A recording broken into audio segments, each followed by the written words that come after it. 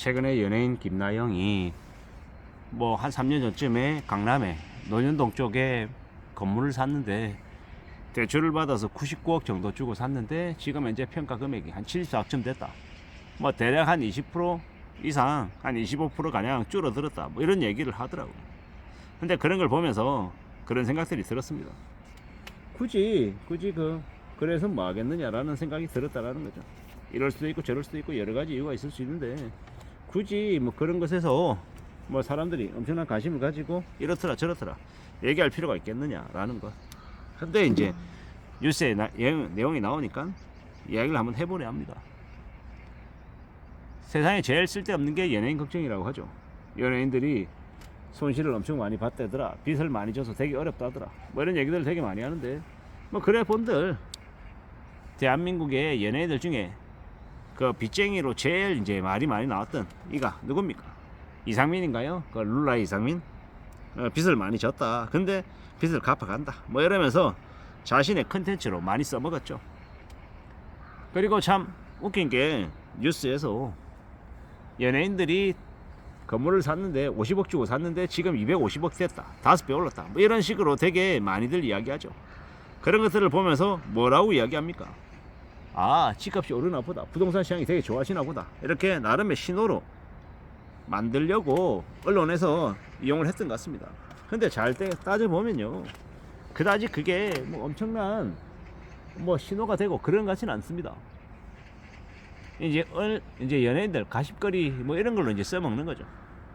그러면서도 또 생각이 드는 게, 이야, 저렇게나 대출을 심하게 내서 부동산을 사서 지내려고 하는 이유가 뭘까?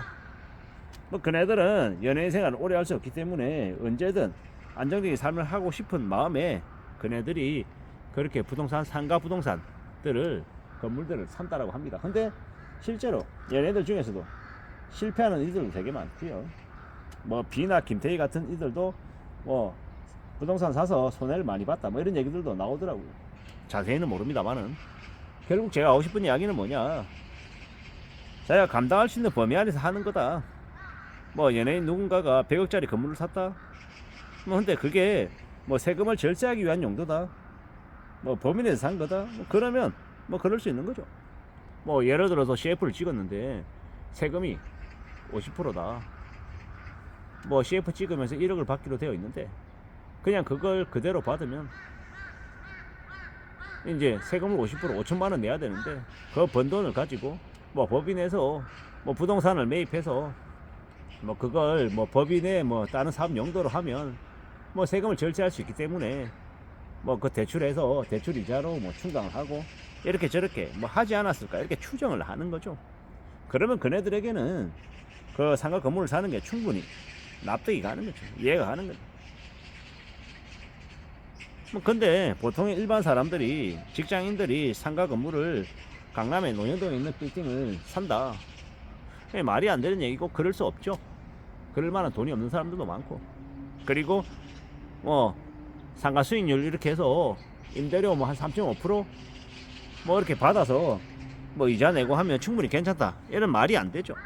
보통의 사람들이 그렇게 상가를 사는데 대출 이자를 뭐 4% 5% 내는데 상가 월세를 뭐 건물 가치 대비해 가지고 한 3%대 4%대로 받으면 그냥 마이너스죠. 근데 부동산으로 3% 이상의 수익률을 내기가 되게 어렵잖아요. 그 말은 뭐 무슨 의미입니까? 결국은 나름의 목적이 있는 사람이 아니고서는 상가 건물을 사기가 되게 쉽지 않다라는 겁니다.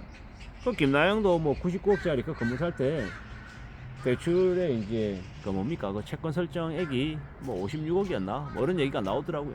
단순 계산해서 99억에서 56억이면 대략 한 120% 계산하면 어떻게 됩니까? 한 40억 정도 대출인 거죠. 40억 대출이면은 그 건물 담보해서 대략 한 40%다라고 이제 보면 맞죠. 그렇습니다.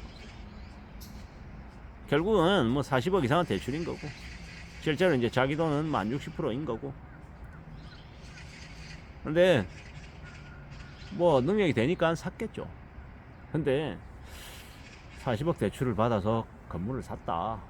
근데 이제 99억짜리가 74억이 됐다. 단순하게 얘기해서 25억이 날라갔다라는 이야기는 자기 돈 60억 중에 59억 중에 25억이 날라갔으니까 얼마입니까?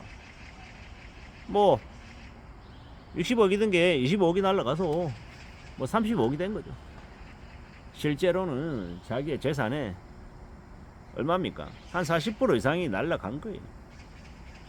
저 이제 평가 금액이 74억이라고 하는 게 74억이 아니라 나중에 뭐 예를 들어서 한 60억으로 떨어졌다 쳐볼게요. 그러면요, 자기 돈 60억이 20억으로 40억이 날아가는 셈인 거죠. 66% 이상이 손실이 났다라고 보면 맞습니다. 뭐 알아서 잘 알겠지만 그냥 단순하게 계산해 봤을 때는 40억의 손실이 생기면, 20억의 손실이 생기면 과연 잠을 잘 수가 있을까? 저 같은 보통의 사람에게는 있을 수 없는 이야기죠. 저렇게 99억 하는 건물을 사는 것 자체도 불가능한 이야기이고, 만약에 능력이 돼서 샀다 하더라도 지금 같은 시국에 저렇게 손실을 많이 입으면 과연 견뎌낼 수 있을까? 저 같은 사람들은 못 견뎌내죠. 근데 뭐 김나영인지 뭐 그 친구 연예인은 뭐 많이 버니까 그걸로 커버가 되겠죠. 그런 생각들이 들었습니다. 세상 만사 다 각자 자기의 그릇대로 사는 거고, 그렇게 살아가다 보면 또 뭐 어떻게든 되겠죠. 지켜볼 필요가 있는 것 같습니다. 살아가다 보면 우리는 많은 상황들을 맞이하게 되고, 또 보다 보면 또 뭔가가 있겠죠.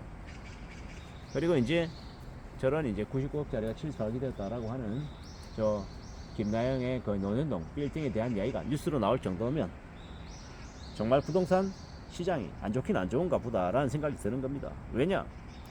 원래 부동산 시장이 아무리 안 좋아도 뭡니까? 연예인 부동산 가격은 뭐 2배 됐다 3배 됐다 라고 나오는 게 일반적인데, 저렇게 안 좋다라고 나올 정도면 그냥 말 다 한 게 아닌가 라는 생각이 들었던 겁니다.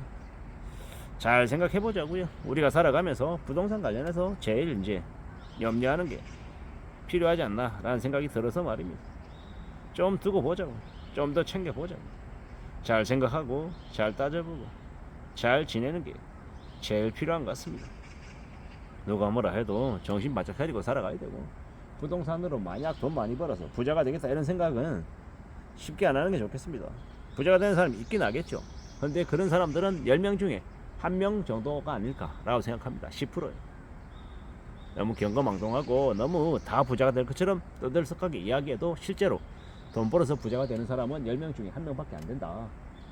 남들이 다 이렇게 돈 버는 것처럼 떠들어대도 실제는 딴판이더라는 이야기를 하고 싶었던 거고, 내가 만약에 정말 그걸로 돈 벌고 싶으면 조용히 가만히 있으면서 뭔가 궁리를 해서 하는 게 제일 좋을 것 같습니다. 그래야 되는 게 좋지 않을까라고 조심스레 짐작해 봅니다. 이상입니다.